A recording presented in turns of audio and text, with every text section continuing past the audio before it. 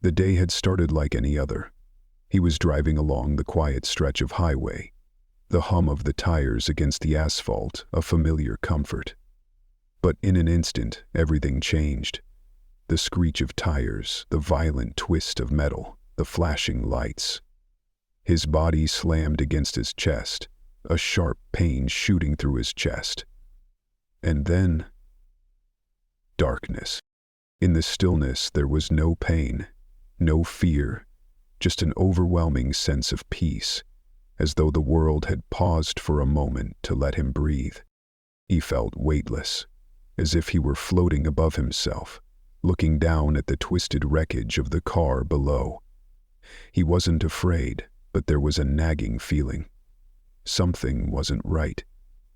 He tried to move, but his body wouldn't respond. He was detached, watching himself from a distance, almost like a bystander in his own life. And then he heard it. A voice. It wasn't a sound, per se. It was more of a feeling. "Do not be afraid," it said, gentle yet powerful. "This is not the end, but the beginning." The voice was calm, resonating with a wisdom that seemed timeless. As the words settled within him, he felt his confusion begin to clear. Slowly, the fog in his mind lifted, and he realized that he was no longer alone. The figure before him radiated an otherworldly light. Soft, golden, yet impossibly bright. It wasn't blinding, but soothing. The figure was tall, cloaked in light, and when it spoke, he felt as if it was speaking directly to the deepest parts of his soul. "You have been given a glimpse," the figure continued, "a glimpse of what is to come. The world you know will change, and you must be ready." He tried to speak, to ask questions, but the words seemed to slip away before they could form. He had so many questions. What did it mean? What was happening to him? "Listen," the figure said. "There are forces at play in the world that are not what they seem. You will see the rise of great technologies that promise security, convenience, peace, but they will lead many astray. The mark will come, and with it, a false sense of hope." The words struck him like a hammer. The mark. It sounded so foreign, so unreal. But the figure's voice carried such gravity that he couldn't dismiss it. He had no words to challenge the message, no arguments to fight back with.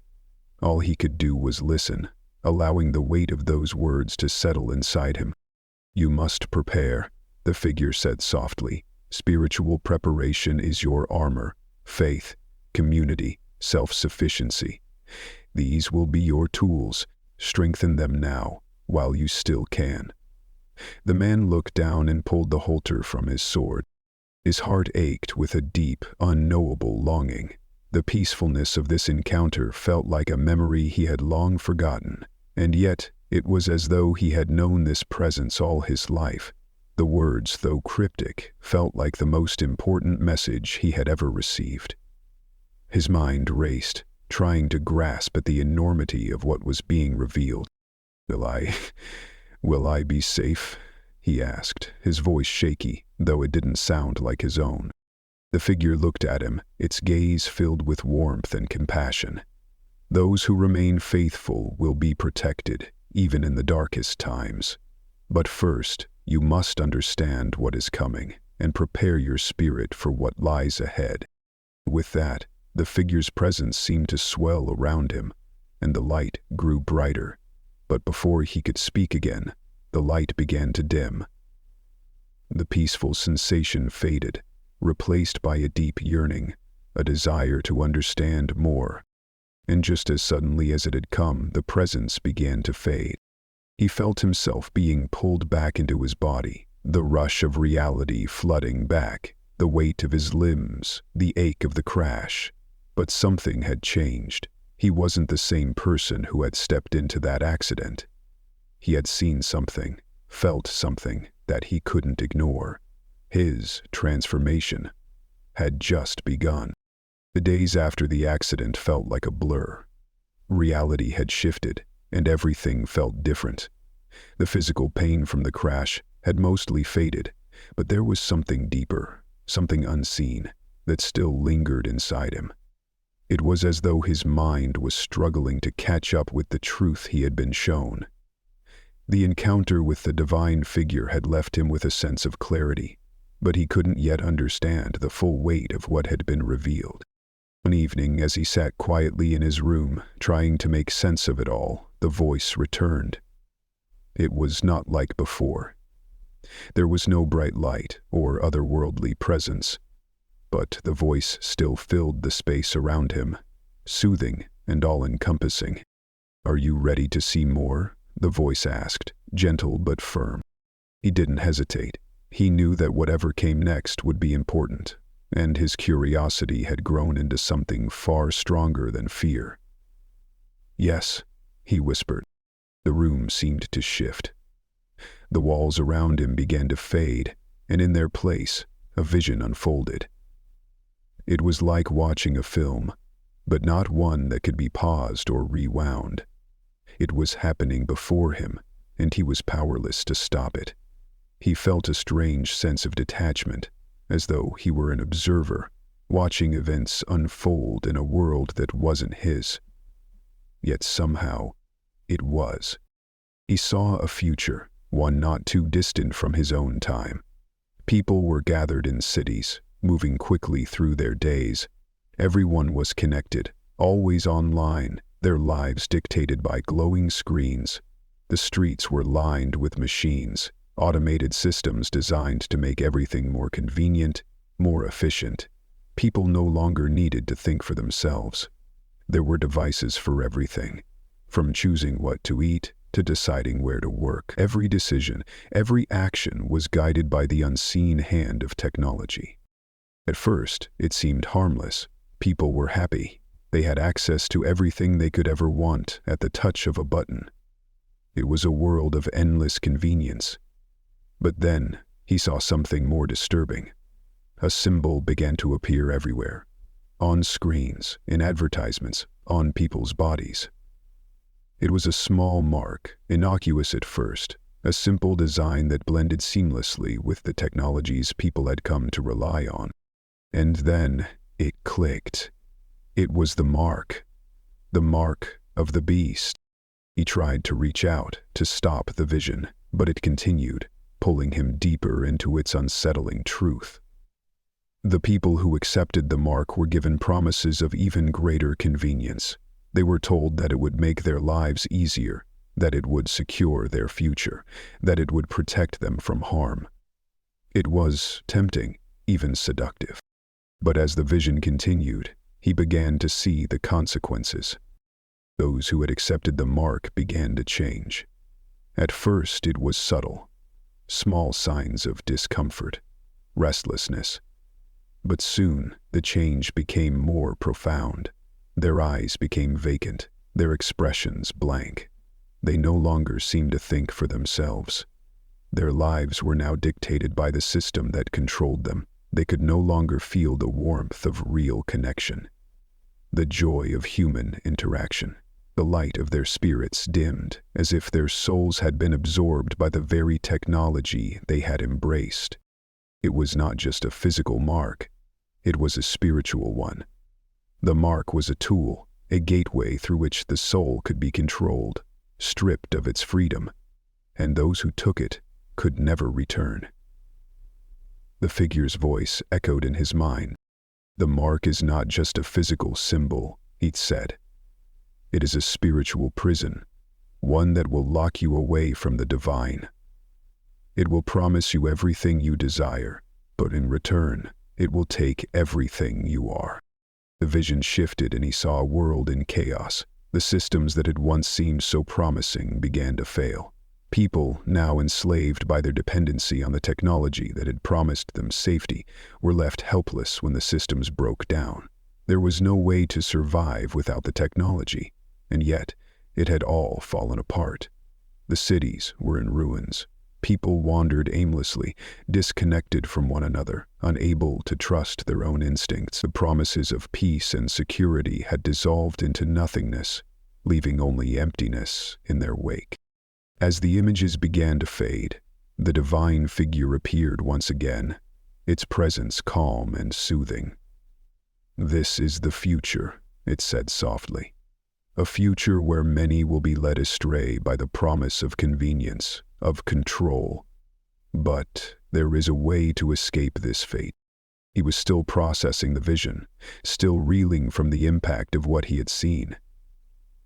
"How can we avoid it?" he asked, his voice trembling with uncertainty. The figure's gaze was steady, filled with an unshakable compassion. "You must prepare. The world is moving in a direction that will lead many to choose the mark.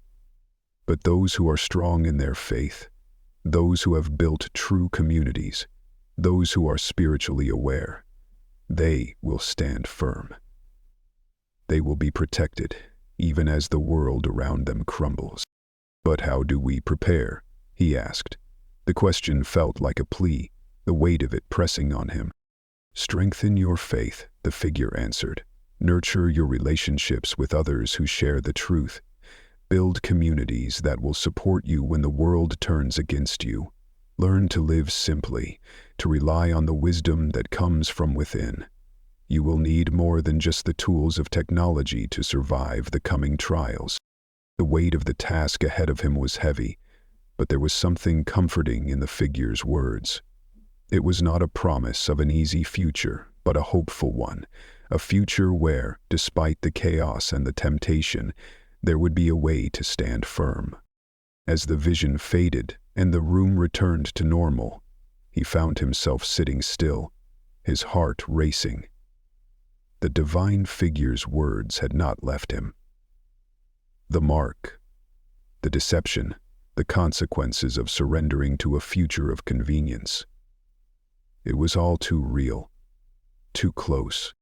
But with faith, with discernment, with the strength to see beyond the illusions, he could choose a different path, a path that would lead him not into darkness, but toward something greater. And yet, deep down, he knew that the hardest part was not seeing the future. It was preparing for it. The world would not wait. Days passed, but the visions never left him. The divine figure had shown him a future where the mark of the beast was not thrust upon humanity all at once, but rather it crept in slowly, almost imperceptibly. He had been warned, but now he was beginning to understand just how subtle and deceptive the path toward acceptance would be. It was a quiet evening when the voice returned. This time, there was no vision to follow. Instead, he found himself in the middle of a conversation with the divine figure itself, which had somehow woven itself into the fabric of his thoughts. "Do you understand now?" the figure asked, its tone calm, but filled with an urgency that he hadn't felt before. "Do you see how the world will be deceived?" He nodded, although part of him still felt unsure. "I think so. People will be led to accept it, but it won't be obvious at first. It will seem like a solution to their problems, a way to make life easier, safer." "Exactly," the figure replied. "The mark will not appear as the monstrous, obvious thing that many fear. It will be disguised as a gift, something people will want. In the beginning, it will be marketed as a way to ensure safety, security, and prosperity. The world will be told that it's a necessary step forward, a breakthrough in human evolution. It will promise people everything they desire: peace of mind, protection from disease, even eternal life." He could feel the weight of the words: peace of mind, protection, even the suggestion of immortality. It was a tempting thought. Too tempting. How could anyone resist? "You will see it everywhere," the figure continued.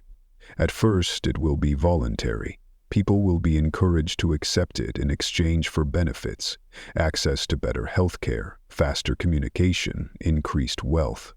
The convenience will be undeniable. It will seem like the future, the next logical step in human progress. But how will they know what they're really giving up? He asked, his voice quiet with the realization of just how cleverly the mark would be woven into society. In one shot, the figure's voice softened, filled with sorrow. That is the tragedy. They will not know. At least, not at first. The promise of convenience will blind them. The mark will seem like a natural evolution, a solution to their problems. People will be offered what they think they need, what they've always wanted. And they will believe that it's harmless. They will think they are gaining something, not losing everything. The character fell silent, trying to process this new layer of understanding. People weren't going to be forced into the mark. No, they would choose it, blindly, unknowingly, like a moth to a flame. The promise of comfort, of an easier life, would be enough to sway even the most reluctant. But what happens when they accept it? He asked, already fearing the answer. The figure's voice grew more somber. Once the mark is accepted, it begins to take root within the soul. At first, there will be no outward change. Life will go on as normal. But little by little, the connection to the divine will weaken. The ability to think freely, to choose based on faith and conscience, will fade. And as it fades, people will no longer recognize the truth. Their hearts will grow cold. They will become slaves to the system that has promised them freedom. Is there no way out? He asked, the words tasting bitter on his tongue. No escape once they've chosen it. The figure's silence was a heavy weight. Once the mark is accepted, the door to the soul is closed. There is no returning. People will lose the ability to hear the voice of the divine, to feel the warmth of spiritual truth. The world will be filled with people who think they are free, but in reality they will be shackled by their choices. The realization hit him like a tidal wave. The mark wasn't just about technology, it was about control. Control over the very essence of human nature. It would break the connection between people and the divine. That, more than anything, was the true cost. The false promises would lead to a spiritual death, even as people thought they were gaining everything. But how will people be tested? He asked, his mind racing with questions. How will they know that the mark is not what it seems? The figure's response was filled with compassion. People will be tested in their most vulnerable moments, in times of fear, uncertainty, and pain. The world will offer the mark as a way to ease suffering, whether physical, emotional, or spiritual. Those who are strong in their faith, who trust in the unseen, will resist. But those who rely only on what they can see, those who are swayed by the promise of immediate relief, will fall prey to the deception. The character felt the weight of those words. The world was going to be tested in ways that many were not prepared for. When technology promised relief, when it seemed to offer an easy solution to the world's problems, how could anyone stand firm? The true test, the figure continued, will be whether they can trust in something greater than themselves. Those who choose the mark will be choosing convenience over truth, comfort over faith. It is the great deception, the belief that technology can solve all their problems, and it will cost them everything. But how do we resist it? The character asked, his heart now heavy with the knowledge of what was at stake. How do we stay true? You must know the truth, the figure answered. You must prepare your hearts now, while there is still time. Build your faith, strengthen your connection to the divine, form communities of believers who will support each other when the trials come. Learn to live without reliance on the systems that will soon control the world. When the mark comes, you must be ready to reject it, not because you understand every detail of the future, but because you trust in something greater than the false promises of the world. The figure's presence seemed to grow even more comforting, as though wrapping him in a protective embrace. Do not fear the coming trials. You will be tested, but you will not be alone. There is strength in faith, and there is hope for those who choose the truth. As the voice faded, the room returned to stillness, but the truth remained. The character now understood more clearly than ever that the world would be lured into accepting the mark. The promises of comfort and convenience would be too tempting for many to resist. But the true cost would not be measured in money or possessions. It would be measured in souls. And as he sat there in the silence, he felt the weight of his own choice pressing down on him. The path ahead would not be easy, but he knew that now, more than ever, he had to stand firm. The days that followed the divine encounter felt surreal, as though the world around him had somehow grown more distant, more insignificant. The visions of the future, the warnings, the profound lessons from the figure, everything weighed heavily on his heart. But despite the gravity of what he had learned, there was a new sense of clarity, a deep understanding of what the future held. He no longer felt lost in the uncertainty of what the future held. He knew what the path ahead required. It was late one evening when the divine voice returned again, this time softer, almost reassuring. Now that you have seen, now that you understand, your work has only just begun. The words stirred something within him, something that had been lying dormant, waiting for the right moment. His journey had led him to this moment of purpose. "What do I do now?" he asked, his voice filled with the uncertainty of someone who had learned too much, too quickly. "You must prepare not only for yourself, but for others as well. You must build spiritual strength, forge communities of believers, and make practical preparations for what is to come. The world will need guidance, and you will be one of those who can offer it. But this is not just about surviving. It is about thriving in faith, living in truth, and standing firm when the world around you crumbles." The figure's words reverberated through him, filling him with both awe and responsibility. "How do I prepare spiritually?" he asked, longing for concrete advice, something he could grasp and hold on to. The voice was filled with warmth. "Spiritual preparation begins with a commitment to the divine. Strengthen your connection through prayer, meditation, and reflection. Deepen your understanding of truth, not just through the mind, but through the heart. Let your faith be rooted in something eternal, not temporary. Learn to discern, to recognize the subtle deceptions of the world, and to hold fast to your spiritual center, even when the world tries to pull you away." The words resonated deeply. He understood now that spiritual preparation wasn't just about knowledge. It was about developing a relationship with the divine, a deep trust that transcended circumstances. It wasn't enough to simply be aware of the dangers. One had to be grounded, anchored in faith, ready to withstand the trials ahead. "And what about the practical preparations?" he asked, knowing that it wasn't enough to only focus on the spiritual. The world would change in ways that demanded more than just faith. It would require action, practical steps to navigate the difficulties that lay ahead. "Practical preparation," the figure replied, "requires self-sufficiency. Learn skills that will help you live without relying on the systems that will soon collapse.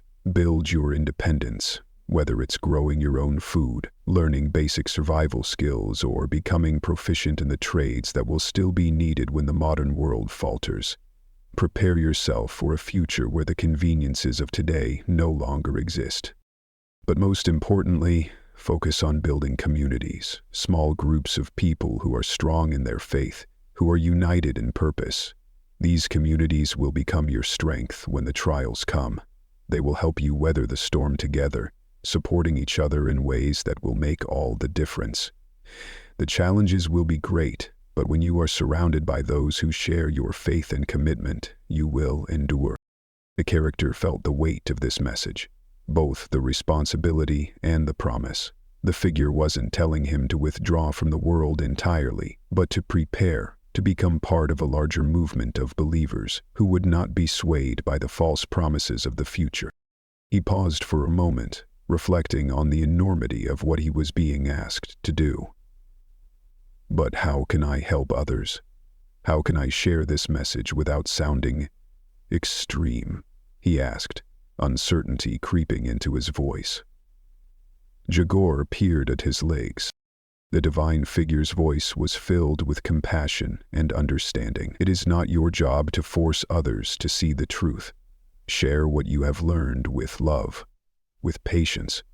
Do not judge, but invite others to reflect, to think deeply about the choices they will make. Share your own journey, your own lessons, and let others come to their own conclusions. Some will resist, others will listen. It is about convincing everyone. It is about being faithful to what you know and trusting that the right people will hear your message. The character felt a surge of understanding. The divine figure wasn't asking him to be a preacher or a prophet. He was simply being asked to live out his truth and share it when the opportunity arose.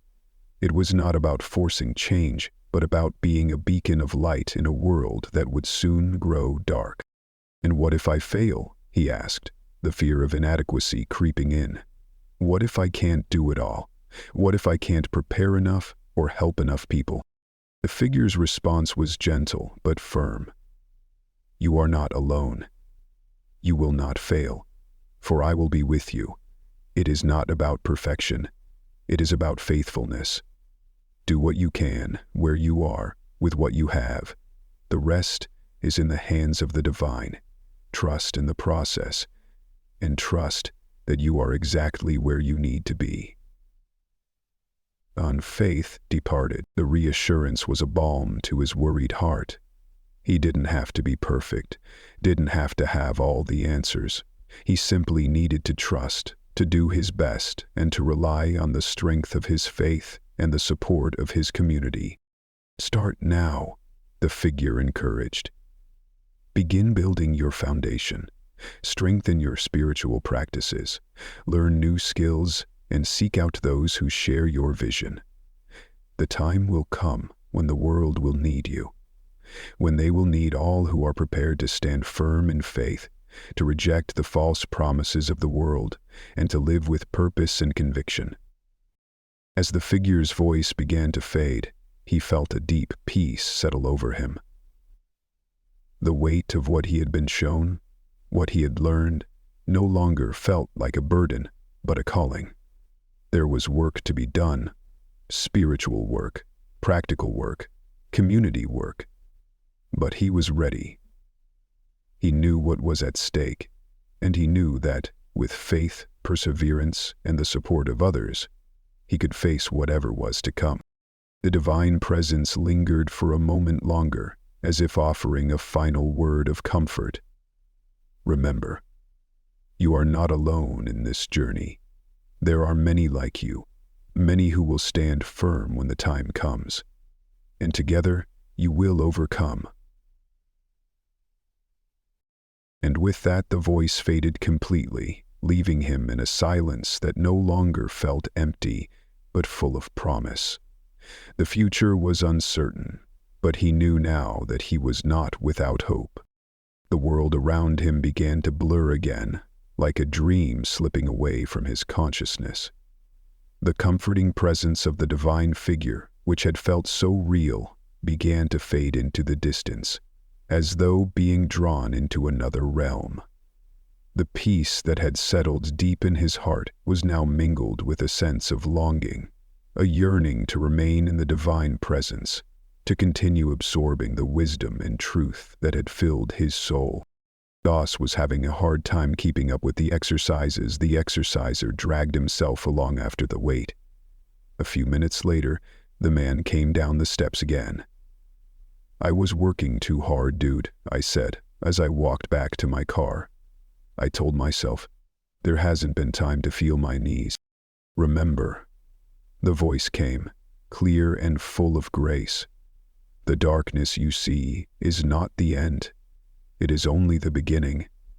Even in the darkest night, there is the possibility of light. Even in the deepest despair, there is the seed of hope. The character tried to hold on to the words, to make them tangible, to keep the warmth of that divine presence with him as the world around him began to feel more solid, more earthly again. His body, his senses, all returned in a rush, as if snapping him back into reality with a force he wasn't prepared for. He was once again in his physical form, lying on the cold ground, but something inside of him had irrevocably changed. He was no longer the person who had once been consumed by fear, uncertainty, and confusion about what the future held. He had seen beyond the veil, beyond the illusions that so many lived under. He understood now that the challenges ahead were not just about survival. They were about preserving something deeper, something that could not be taken by any worldly force. His faith. But more importantly, he had learned that his journey was not only about preparing for the trials of the world. It was about leading others through them, showing them that there was always hope, no matter how dark things became. There was always a way back to the light, no matter how far we wandered. A new strength surged through him, a renewed purpose flooding his heart. His mind was clear, his spirit fortified. He knew what he had to do. Huh? The divine figure's voice echoed in his mind. You have seen, and now you are sent. Go with the knowledge that you are not alone, that even in the most difficult times, I am with you. And those who walk in truth, in faith, will always find their way home. The words stayed with him, like a flame burning brightly in the depths of his soul. He had been shown the way, not just for himself, but for all those who would listen, all those who were willing to hear the truth. The message of faith, hope, and resilience would not be silenced. It would be carried by those who believed, those who were prepared, and together they would face what was to come. He took a deep breath, the air filling his lungs, grounding him to the earth beneath him. He opened his eyes to the world around him, noticing the smallest details, the way the breeze whispered through the trees, the warmth of the sun kissing his skin. Life was still beautiful, even amidst the uncertainty. The world had not changed, he had, and with that change, everything seemed clearer, brighter. For the first time in a long while, he felt truly awake. In the days that followed, he couldn't help but reflect on the truths that had been revealed to him. The coming darkness, the subtle dangers of the mark of the beast, the deception of a world that promised convenience at the cost of spiritual connection. These were not things to fear. They were things to understand, to prepare for. But what mattered most was that there was always the possibility of revival, of redemption. He turned to face our Abyssin. It wasn't the end of the world. It was the beginning of a new way of living, a way that was grounded in faith and community. The world around him would change, but the message of the divine would remain the same. There would be trials, temptations, and struggles, but there would also be moments of profound light, moments where people would rise above the challenges, finding strength in each other and in their faith. And so, with that renewed mission, he set out to prepare not just himself, but those who would listen, those who would join him in this journey of faith, hope, and resilience. The final message that the divine figure had left with him echoed in his heart every day. Even in the darkest night, there is always the possibility of light. Even in the deepest despair, there is the seed of hope. He would carry this truth with him always, sharing it with others, leading them not by force but by example. For it was in the small acts of faith, the moments of clarity, and the strength of the community that the world would find its salvation. Bailey. And so, his journey began again, not as one who was lost, but as one who had been found. His purpose was clear, his mission strong. The darkness could not overcome the light within him.